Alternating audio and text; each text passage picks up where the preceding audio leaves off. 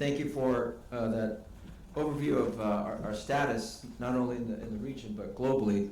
And indeed, number of what's called national interests have very little to do with democracy or stability. So thank you for that, Dalia.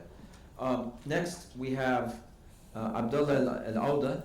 He is Senior Director for Countering Authoritarianism at the Middle East Democracy Center, and he will speak on aborting the only semi-democracy in the Gulf, Kuwait. And we will stand one day and say, oh, the good old days when we had a semi-democracy in the region.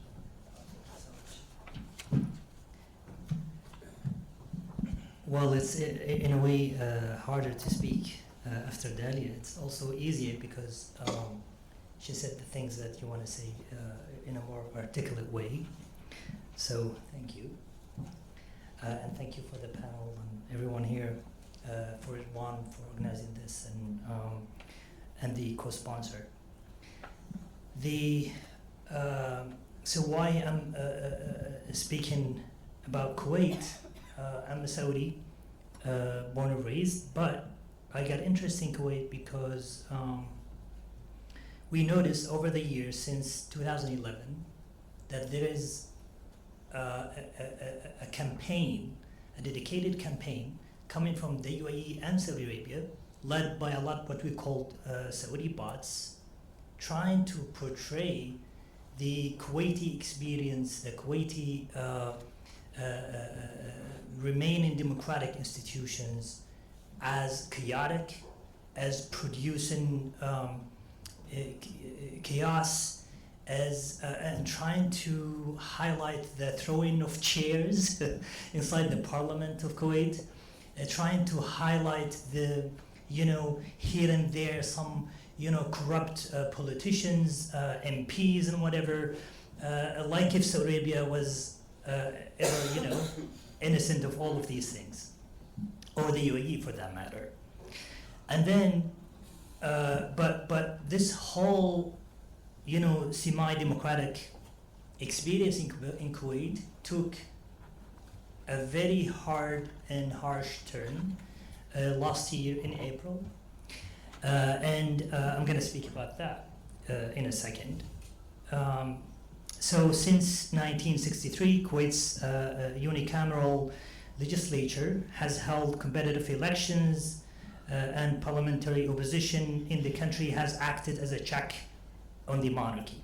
But in May 2024, the Emir of Kuwait, Sheikh Mish'al Al-Ahmed Al-Sabah, announced the suspension of the elected parliament for up to 4 years, starting that and stating that there will be that the Emir will not permit democracy to be exploited and destroyed by these corrupted politicians.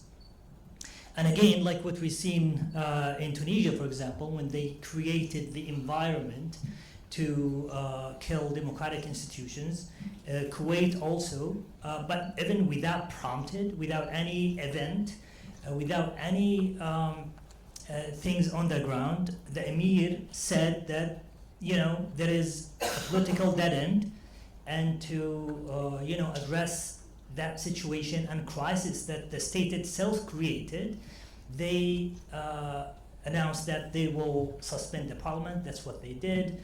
They suspended also a few articles from the constitution, especially pertaining to succession within the royal family, and it's for obvious reasons. And the freedom of speech also getting eroded by the day. They arrested a few politicians, including some former MPs.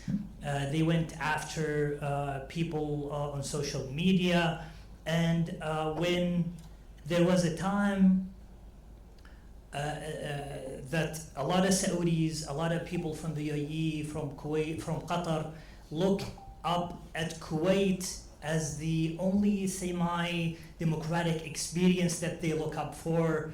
Now the Kuwait is just following the UAE and Saudi model. And to give you just a glimpse, when, for example, some families visited the Emir of Kuwait, he told them, he said, what did we benefit from all this mess of parliament, of all these discussions that we have, of all that, debates that we are having? Nothing. Look at Saudi Arabia, for example, with MBS. So that's the Amir talking to families of Kuwait, like old families of Kuwait. He said MBS was able to pull it off. He made all of these projects. He presented Vision 2030. So that's the model that Amir Mish'al in Kuwait is looking for, that, Mohammed bin Salman was able, according to the Amir of Kuwait, to do whatever he has done. And it's questionable. It's like, for me, I don't know what Mohammed bin Salman has done for, development or reform, but for the Amir of Kuwait, it's worth noting, and he thinks that the model of Saudi Arabia is worth basically meditating, because it produced, development, it produced projects, it produced all of these, mega projects that Mohammed bin Salman promised to do, by the way, and hasn't completed or fulfilled yet.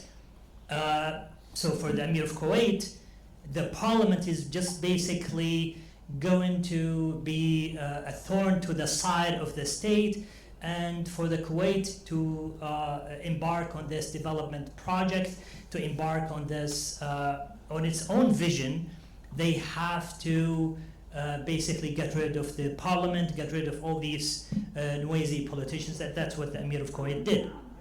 Another step that they have taken since April 2024 is the basically restructuring of the social fabric in Kuwait. And by that, I mean the series of revocations of citizenship since that day. And just to give you a quick context, the Amir of Kuwait has this idea that the Kuwait is divided into two groups. One, the real Kuwaitis. I think they took it from Trump and all these, xenophobic idea of who the real citizen is. And then there's this group that is actually not original Kuwaitis, who came from outside, and then they got citizenship, and in order for Kuwait to come back to its origin, to make Kuwait great again, they have to get rid of these foreigners, basically. And they started this announcements of many revocations of citizenships that included players, artists, activists, preachers across the board, and I don't know if you know how big the Kuwaiti population, but it is actually 1.4, 1.5 something, and then they revoked actually up to date about like 46 or 47,000 of people so far, thinking that only what they called Ibn Batnaha, or the sons of its belly, whatever, how you translate that, is worth the Kuwaiti citizenship, and therefore worth the privileges, the stipends and everything that the state is providing for these citizens. When did they do this, the revocation of the citizenship? So they started these revocations about the same, right after the suspension of the parliament. So they started about April, May 2024, and for just within 1 year they revoked about 46,000 people, included, by the way, famous people that from Kuwait.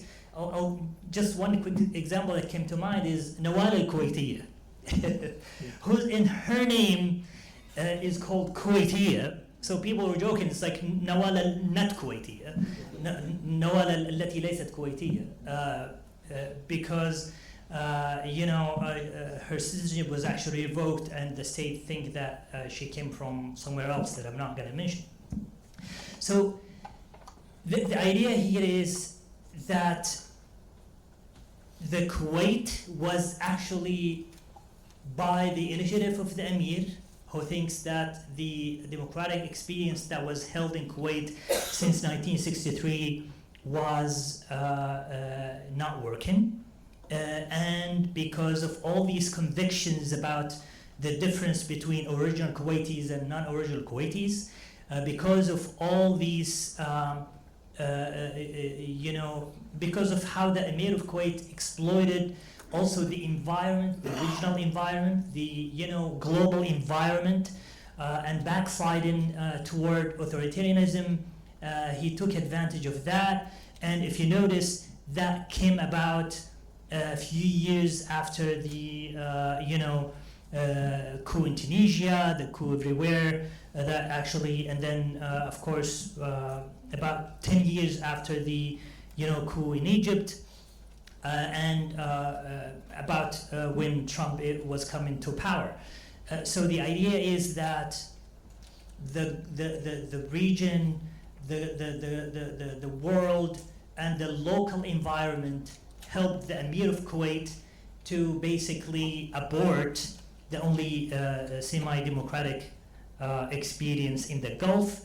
And as a Gulfi, I think that the UAE and the Saudi government, like they did with Egypt, with Tunisia, with every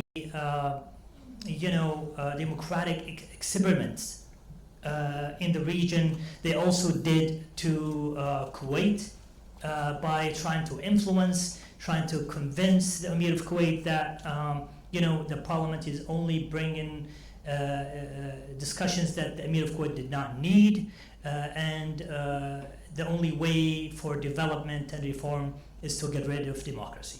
That's the stability model that they try to present. I'll just stop here.